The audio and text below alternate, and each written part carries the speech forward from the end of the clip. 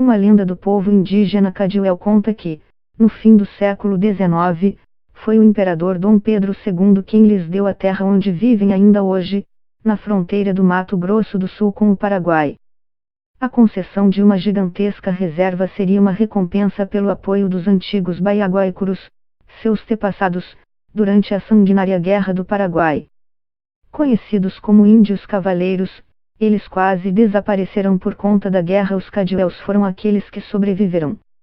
A primeira medição da reserva realmente data da virada para o século XX. Oficialmente, porém, ela só foi demarcada, homologada e registrada em 1984. Nela vivem por volta de 1,7 mil indígenas da etnia, junto a Chamacocos, Quiniquinaus e Terenas. A terra indígena Cadiuel, que atualmente é uma das mais afetadas pela onda de incêndios no Pantanal, é imensa, são 538 mil hectares, o equivalente a mais de 4 vezes a área do município do Rio de Janeiro. Eles Cadiuels levam a sério o mito do finado Pedro, não Dom Pedro II, mas Antônio Pedro Alves de Barros. Era o presidente do Mato Grosso no fim do século XIX, que se aliou aos Cadiuels para lutar contra o bando de jagunços de Jango Mascarenhas, um coronel da região à época, diz o professor da Universidade Federal do Amapá Giovanni da Silva. Há mais de 20 anos o professor frequenta a reserva, onde desenvolve trabalhos educacionais. Suas iniciativas tentam resgatar e preservar as origens dos indígenas dali. Junto aos Guanás, dos quais Quiniquinaus e Terenas descendem, os Cadiuels tiveram extrema dificuldade para sobreviver. Tudo porque Dom Pedro II não lhes garantiu as terras prometidas. Por sua cultura de guerra, habilidade na montaria e amplo domínio sobre o Chaco e o Pantanal, foram decisivos na Guerra do Paraguai. No sanguinário conflito, os índios cavaleiros lutaram ao lado dos brasileiros. Os alunos indígenas contavam que, se os brasileiros não tivessem feito aliança com os Ejiuajeji Baiaguaicurus, o Brasil teria perdido, e o atual Mato Grosso do Sul seria território paraguaio. O rio Paraguai, segundo eles, teria se tornado um verdadeiro mar de sangue paraguaio durante o conflito, diz, em um artigo sobre as construções simbólicas dos indígenas.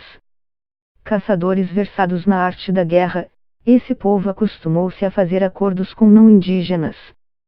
A destreza de seus antepassados na montaria foi um dos elementos mais importantes nas negociações com portugueses e brasileiros. Os primeiros contatos dos antigos Baiaguaicurus com cavalos aconteceram há mais de 300 anos. Por travarem inúmeras batalhas contra colonizadores europeus, rapidamente os indígenas se apossaram dos animais, domando-os para transitar pelas planícies alagadas no coração do continente. Especialmente nos séculos XVII e XVIII, foi graças à sua imensa tropa que eles acessaram povos indígenas mais afastados, impondo-lhes uma espécie de subordinação. Acredita-se que os Baiaguaicurus tiveram de 6.000 a 8.000 cavalos sob seu comando naquela época.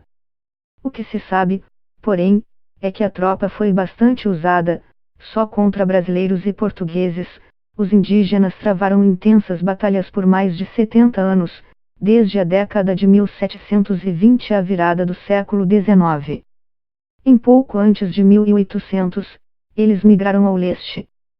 Vieram para o lado brasileiro do rio Paraguai, e essa transição se deu muito pela colonização espanhola, que os empurrava mais e mais ao norte do Paraguai, diz Giovanni da Silva. Para o professor da Federal do Amapá, o domínio da montaria foi decisivo na correlação de forças com outros povos, fossem indígenas ou não. Até hoje, é uma característica apropriada simbolicamente pelos Cadiuels. É muito provável que os Baiaguaicurus tenham sido compelidos a aceitar aquele habitat chaco sob pressão de outros povos. Uma indicação disto é que os Baiá, ao aumentarem seu poderio guerreiro, foram se aproximando do rio Paraguai, o que, de resto, ocorreu com todos os povos chaquinhos, sempre em luta de um nicho melhor, disse o renomado antropólogo em seu estudo.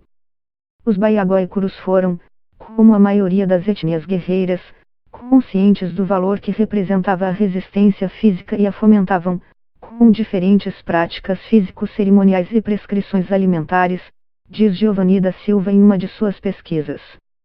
Na adolescência, passavam por rituais de provação à dor e ao medo.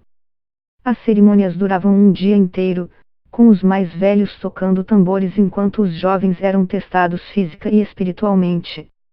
Já na transição para a vida adulta, aos 20 anos, os indígenas que se tornariam guerreiros tinham o corpo coberto de cera ou gordura de peixe e, em seguida, os mais velhos os enfeitavam com penas de ave de rapina. Assim deixavam de ser acompanhantes dos guerreiros para convocarem incursões, usando pinturas corporais de diversas cores com uma estrela branca nas costas. Por serem genuínos guerreiros, os Cadueus herdaram uma organização interna baseada na pureza da linhagem de cada indivíduo. Sua cultura é bastante complexa e, para alguns, guarda semelhança com a de povos de outros continentes como os europeus. Os paralelos entre indígenas e colonizadores dividem antropólogos e pesquisadores. Os Cadueus eram livres para propor incursões em terras rivais, seja para batalhar, caçar ou mesmo capturar crianças. O antropólogo notava uma divisão na reserva, comandada apenas por aqueles considerados puros nascidos da união entre descendentes diretos dos Baiaguaicurus. Cadueus que se uniam a Quiniquinaus e Terenas eram tidos como subalternos, e havia também aqueles capturados de outros povos, ainda muito jovens, considerados inferiores. Os Cadueus tinham praticamente substituído o pacto pela adoção, uma vez que as mulheres não se permitiam ter filhos. Esta é uma característica dos grandes povos guerreiros, onde as mulheres se tornam guerreiras também e se negam a ter filhos, disse Ribeiro em uma entrevista realizada em 1995. Darcy Ribeiro defendia que os indígenas usavam a escravidão contra seus rivais. Giovanni da Silva concorda que a captura de crianças de outros povos era algo comum para eles, mas defende que as relações entre os povos na reserva são mais complexas do que parecem. Segundo suas pesquisas, Quiniquinaus ofertavam parte de sua colheita aos Cadueus que haviam autorizado sua chegada e permanência, ainda nos anos 1940. O acordo envolvia também proteção em caso de invasões. Os cronistas dos séculos XVI e XVII já narravam as relações baseadas em trocas entre os povos originários, como os Baiaguaicurus e os Guanás ancestrais de Quiniquinaus e Terenas, de cultura agrícola, afirma Giovanni. Dos tempos de montaria restou aos Cadueus um profundo conhecimento sobre como criar animais de médio e grande porte. Depois da consolidação da República, os indígenas tiveram de se adaptar à chegada da pecuária ali. Graças às políticas colonizadoras de Getúlio Vargas, teve início uma migração de fazendeiros e pecuaristas vindos do sul pouco a pouco. Poceiros começaram a disputar a fração norte da reserva em um conflito fundiário que perdura até hoje. Durante a ditadura militar, as invasões de pecuaristas e poceiros na reserva tinham apoio do governo com aval do antigo Serviço de Proteção ao Índio, o SPI, e também da Fundação Nacional do Índio, a FUNAI. Nos anos 1980, tensões escalaram perigosamente e havia algo como 1,8 mil invasores dentro da reserva, resultado da vista grossa dos militares. Ao pé da Serra da Bodoquena, no norte da reserva, Cadueus prepararam-se para a guerra contra fazendeiros por causa de arrendamentos feitos à sua revelia, inclusive com denúncia de participação da FUNAI. A região norte da reserva segue em disputa até hoje. Fazendeiros reclamam na justiça a posse de mais de 300 mil hectares das terras há mais de 30 anos.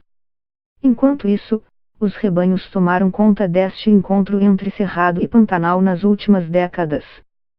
Só em Porto Murtinho, onde fica a terra indígena, fazendeiros ocupam mais de 1 milhão de hectares com um rebanho de mais de 650 mil cabeças de gado.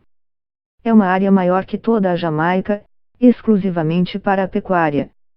A terra indígena Cadueu tem sido duramente atingida pelo fogo, é a reserva com maior número de focos de incêndio identificados pelo Programa A Queimadas, do Instituto Nacional de Pesquisas Espaciais, INPE, no Pantanal. Entre 1º de janeiro e 18 de novembro, o chamado satélite de referência que baseia a série histórica registrou focos dentro da reserva. Segundo um estudo conjunto da Universidade Federal do Mato Grosso do Sul com o IBAMA e os indígenas, Entre 2001 e 2018 a terra indígena Caduel perdeu, em média, 120 mil hectares por queimadas a cada ano.